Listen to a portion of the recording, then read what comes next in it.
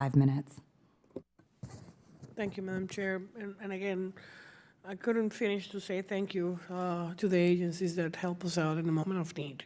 And I mean, all of your agencies went beyond and above to put us in place after the hurricane. And one of the lessons that I want you to tell me about is about the cooperating relationship between the federal agencies and the private sector to make things happen after the hurricane.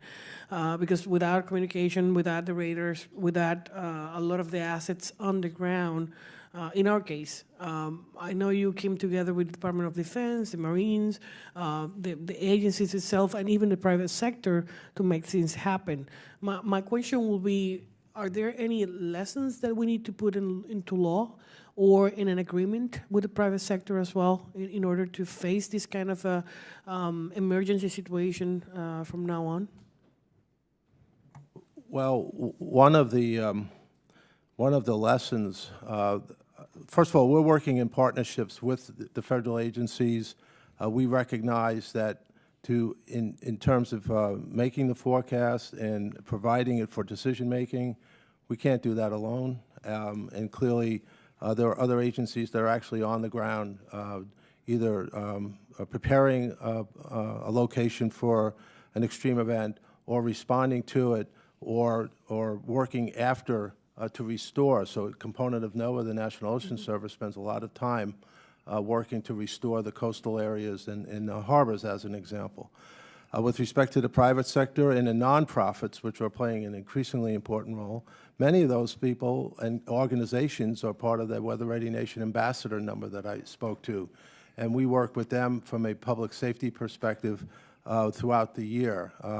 So there's a basis there to be working from, and there's a lot to learn. One of the learning experiences from that hurricane season was many of us prepare for a worst-case scenario of one Category 5 storm.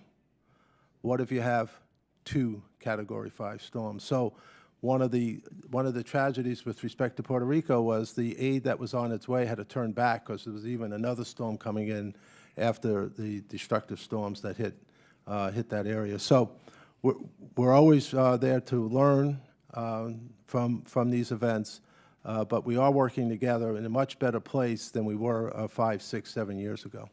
My second question will be and we saw that in the happening. So it was not, I mean, we got FEMA and the federal agencies on the island before, during, and after the hurricane. That never happened before. So I thought that was a better coordination before the hurricane hit us and better information of the forecast. People they knew what was happening because we got the data in time.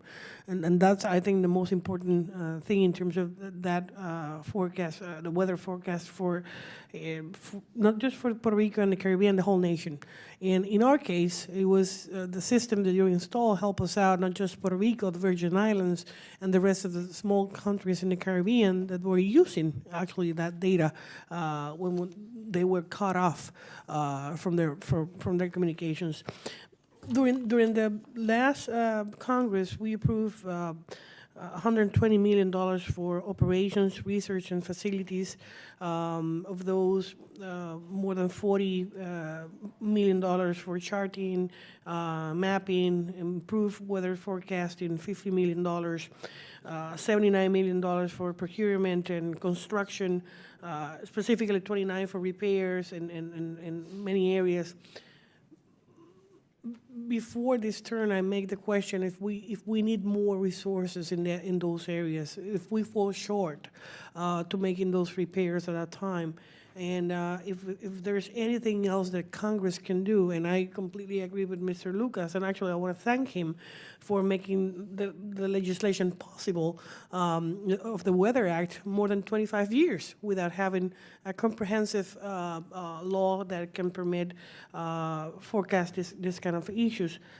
If there anything else that you can recommend us, and thank you, Dr. Jacobs, for your work in the agency as well. Dr. Chen. Yeah, if I may add a point to that. So former FEMA director Greg Fugate always pointed out that with all the heroic response to emergency, we, really grateful for these. But on the other hand, he will always remind us we got to that situation tells us we haven't prepared ourselves. We should try to prevent these things to happen in the first place.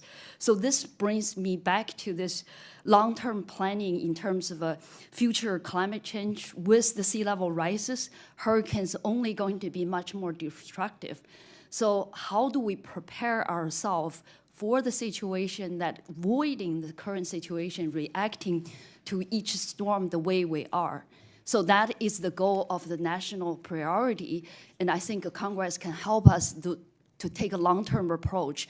We don't want to put our society in that vulnerable position year after year. Thank you. Thank you.